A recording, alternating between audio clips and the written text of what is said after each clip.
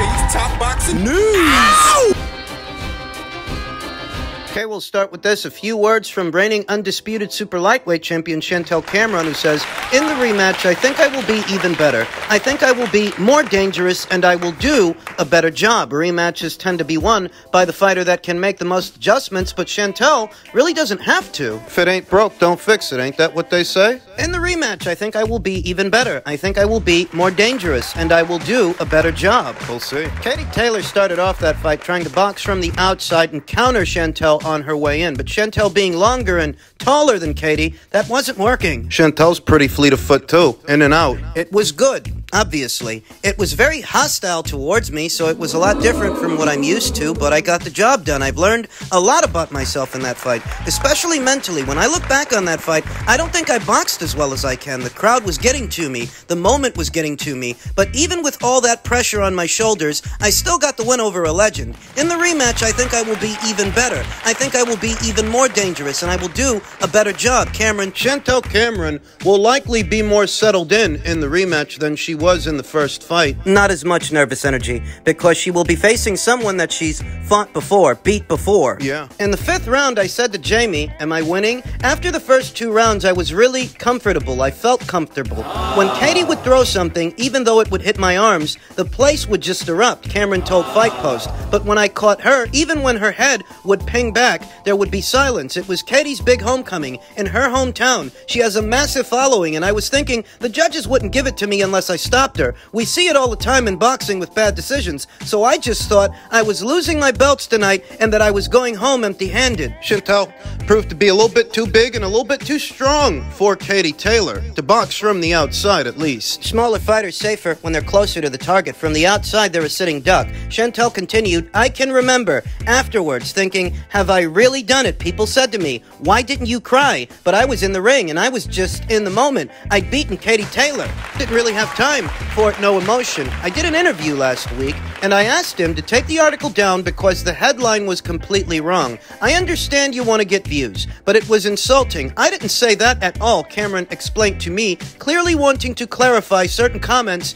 made previously. It looked like I was saying bad things about Ireland and I wasn't. I was talking about the bad experiences in Ireland. It has nothing to do with Ireland or the people in Ireland. It was written differently in the context of what I actually said. I have been on holiday in Ireland, and I love the Irish people. The article read as though I was slating Ireland, and I really wasn't. The second fight is likely to take place in Ireland. Had a really good week in Ireland, and we were looked after, but there were little things going on behind the scenes which had nothing to do with the Irish people. There were things happening that were trying to take me off track, but it has nothing to do with Ireland. It was something that was happening in the inner circle that was trying to throw me off my mindset and knock me off my focus. Some of my friends, my family, and sponsors who were in the crowd had a different atmosphere and experience. There were things happening in the toilets, and my mom doesn't want to come back to Ireland. It got very rowdy, and I think boxing gets that way. Yeah. But this was different. It was Ireland versus England, Katie's big homecoming, and as you can imagine, I don't doubt that Chantel's telling the truth. Boxing fans have a bad habit of becoming toxic. We see it all the time here in the YTBC. Chantel continued,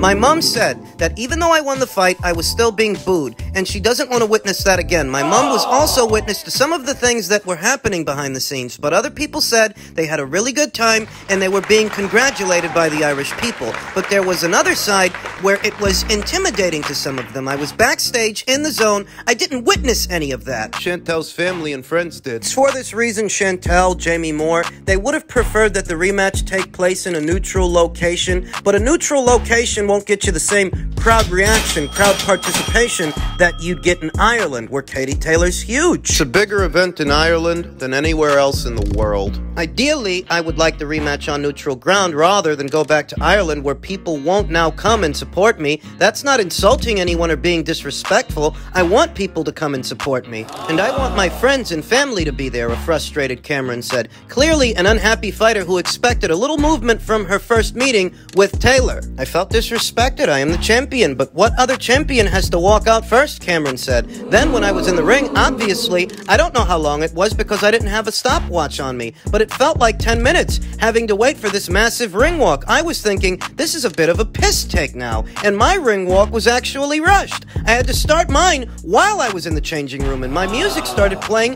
while I was still in there. Obviously, I didn't know how long her ring walk was going to be, so now it explains why mine was rushed. Just to get mine over and done with, that was disrespectful to me, and that is another reason why I don't want to have to go back to that atmosphere where I have to rush everything and everything works around my opponent. Well, listen, it was Katie Taylor's big homecoming fight, and the entire reason that the fight was as big as it was on the scale that it was because it's Katie's homecoming, because Katie is involved. Anywhere else in the world, it's not as big a fight. I mean, commercially, from a commercial perspective, that's a pretty important detail. If the fighters want to make as much money as they want to make, as they can make, you've got to do the fight where the fight generates the most money, generates the most interest, and that's Ireland. For all of Chantel's aversions of going back to Ireland, she was able to do something monumental in hostile territory as the away fighter. Did she catch lightning in a bottle, or can lightning strike twice? Can she beat Katie Taylor again as the away fighter on Katie's own home turf? Very soon, we're going to find out. And as stated,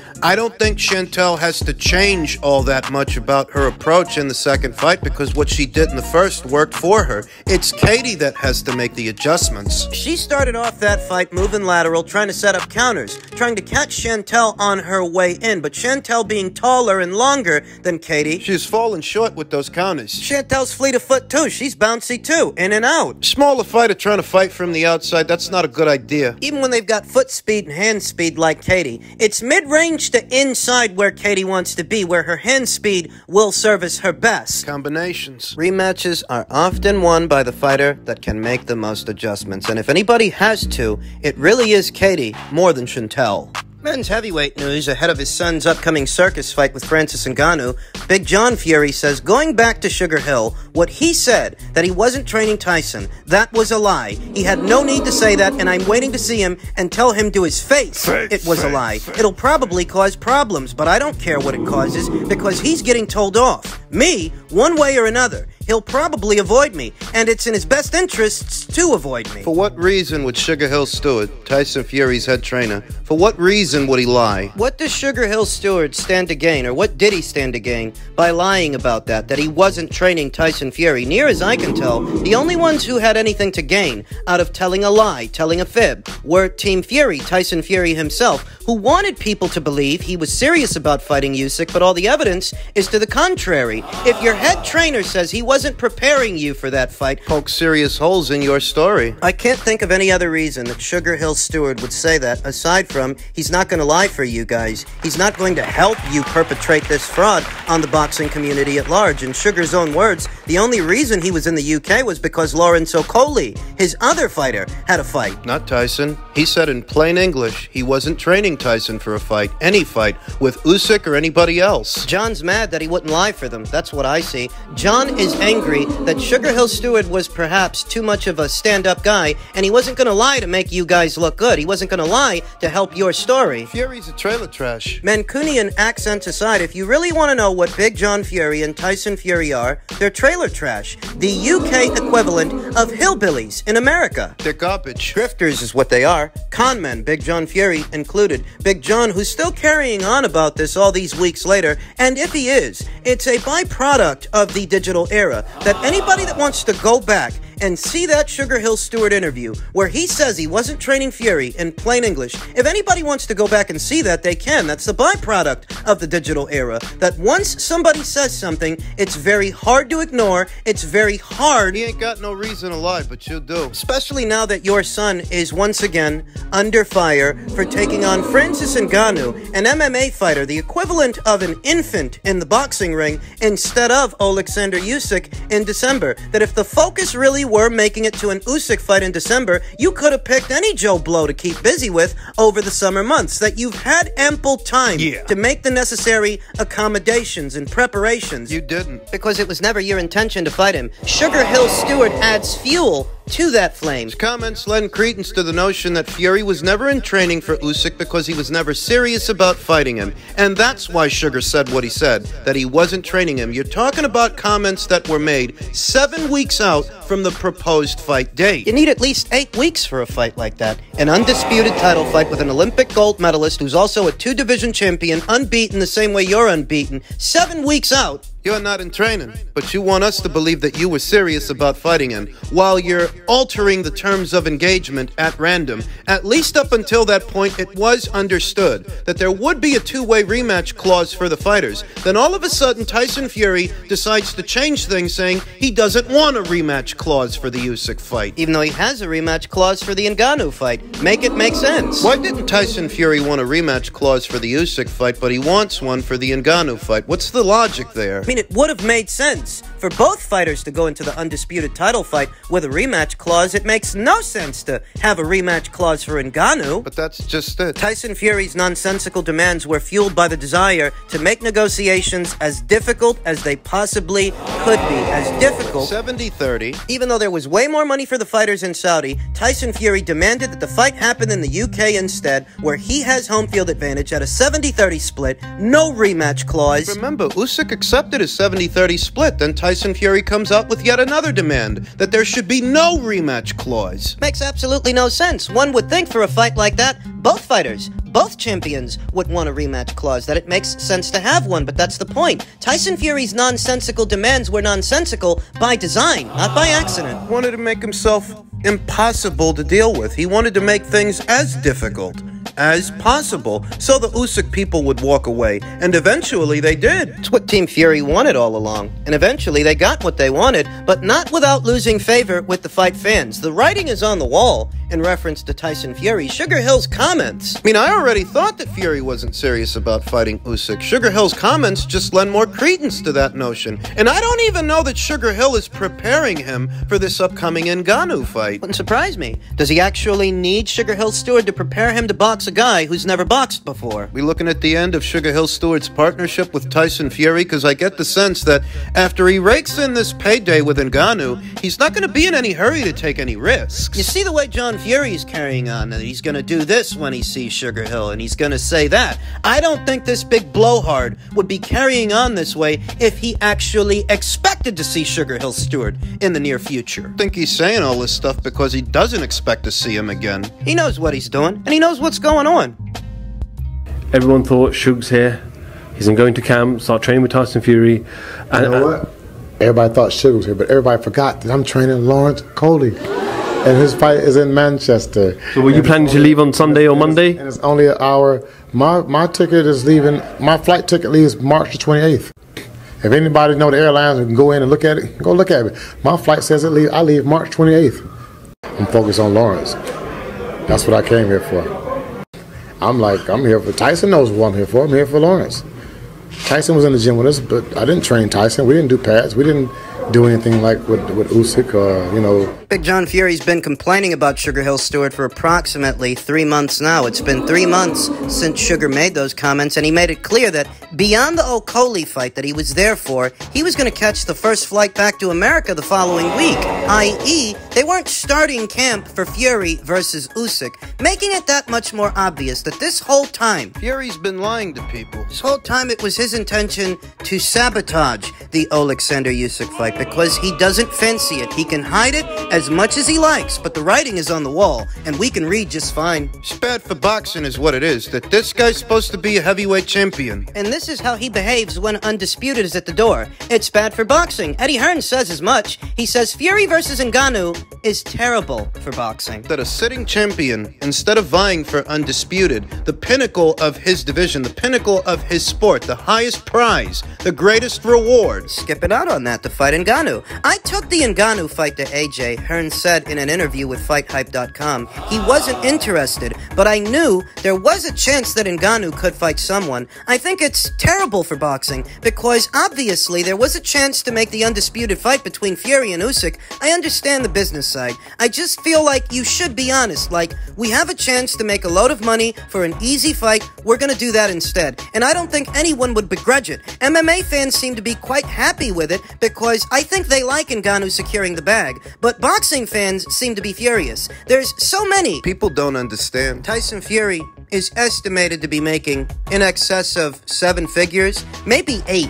For this Ngannou circus fight, this sideshow. He stands to make a lot of money from this. And you'd have to be a wide-eyed optimist. I mean, you'd have to be born yesterday. You'd have to be. You know, I feel like we might not see Sugar Hill Steward in Tyson Fury's corner again, based on the rift between Sugar and Tyson Fury's father. That requires reconciliation. And if nothing else, the amount of money Tyson Fury stands to make, not taking any risks. He's gonna make a boatload of cash. And what is the safest alternative? The safest option. Do you think after that, he's going to go back to taking risks? He's going to go back to jeopardizing his unbeaten record? Tyson Fury wants to be thought of as being in the same bracket as Ali and Joe Louis, Lennox Lewis. More so, he wants to be thought of as being invincible, indestructible, unbeatable, and his unbeaten record allows him to propagate that illusion. But if he were to go in there, box the same guy that just boxed Anthony Joshua and beat Anthony Joshua 2 times, well, suddenly Tyson Fury isn't unbeatable anymore. He's not who he says he is. You've been trashing this guy night and day, but when push came to shove, you didn't want to know. You don't want to fight him. Because Tyson Fury's a fucking coward.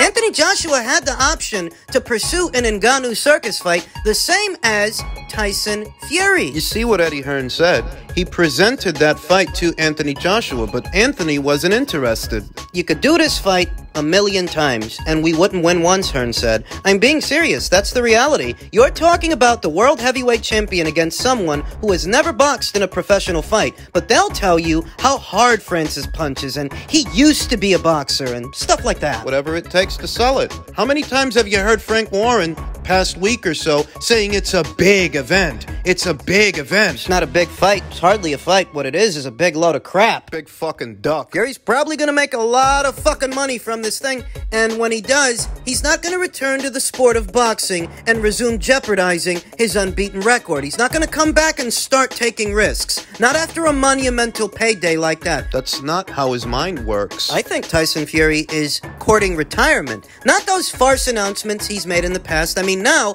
he's approaching the end. One fight, if you even want to call it that, one appearance the entirety of this calendar year. And it's not even a serious boxing match. I'm not even sure that Sugar Hill Steward is going to train him for this thing. I'm not sure that Sugar is going to be in his corner. That in tandem with his big blowhard father's comments. I think he's approaching the end.